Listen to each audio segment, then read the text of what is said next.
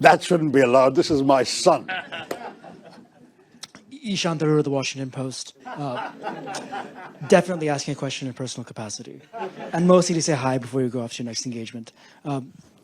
Raise the mic. Mostly to say hi before you go off to your next engagement. I'm curious, though, on this tour you've been on, various countries in the Western Hemisphere, have any of your government interlocutors asked you to show evidence of Pakistan's culpability in the initial attack? And what do you say to the repeated Pakistani denials of having any hand in the initial attack? Okay, well, I'm very glad you raised this, Ishaan, though I didn't plant it, I promise you. This guy does this to his dad.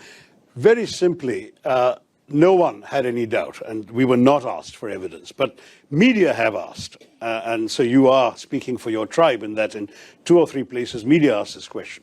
Let me say very clearly that India would not have done this without convincing evidence. But there were 3 particular reasons I want to draw your attention to, all of you. The first is that we've had a 37-year pattern of repeated terror attacks from Pakistan, accompanied by repeated denials.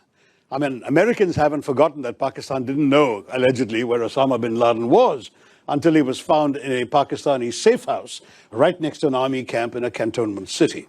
That's Pakistan. Mumbai attacks, they denied having anything to do with it. One of the terrorists was captured alive. His name, his identity, his address in Pakistan, everything was revealed. Under interrogation, he told us where he was trained, what was done.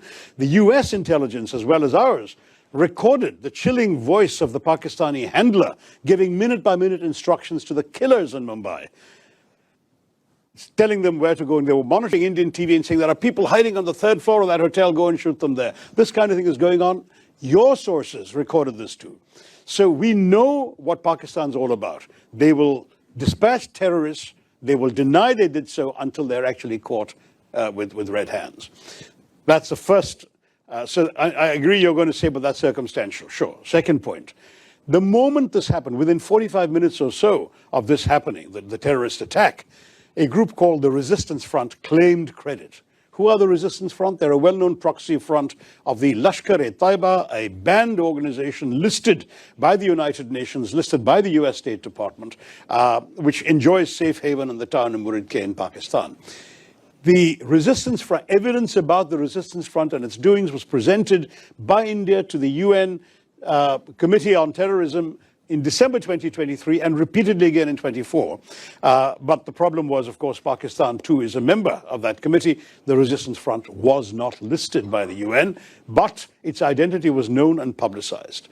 These people then claimed credit within a time span. There were no media present when these killings took place. Most of the world hadn't even learned about this when they claimed credit. So that was itself a smoking gun. They repeated that claim 24 hours later. And having repeated that claim 24 hours later, then their handlers must have woken up to the gravity of this and told them to take it off their site. So they did. But the fact is, the credit claim was on record and the world has seen it. Third, when the first strikes happened on the terrorist camps, funerals were conducted, including for members of some of the key organizations, the Jaish-e-Mohammed in particular, and the Lashkar-e-Taiba. The funerals were conducted and photographs have emerged on social media showing Pakistani generals and police officers in uniform attending these funerals, being conducted by relatives of these terrorists. So we're looking at 3 concrete pieces of evidence as far as India is concerned. But finally, I can add to the mix, we also have intelligence services. They have been studying very carefully these terrorist attacks. They have identified at least 4 of the 5 perpetrators, and they know who they are. In fact, I'm told, and I don't have access to the direct intelligence information, but I've been reliably informed, they know that 2 of them are Pakistanis, and the other 2 were locals who had exfiltrated, is the term, out to Pakistan for training 10 years ago, and clearly were sent back for this mission this time.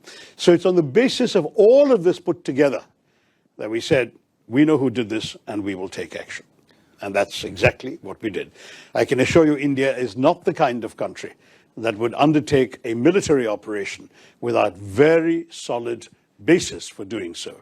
This was not some random terror attack. I must say our government counts 24 terrorist attacks in the course of last year emanating from Pakistan, but none of them required this kind of response. We dealt with them. We either got the terrorists or killed them, minimal damage, very little loss of life. We dealt with it. This showed all the hallmarks of a sophisticated, planned, deliberate operation with reconnaissance, with intelligence work, with a modus operandi worked out, this cynical exercise of asking people their religion, shooting them between the eyes. This is not an ordinary terrorist, some bearded fanatic blowing himself up outside a supermarket. This is not that. This is a serious quasi-military style operation, and it required a military response.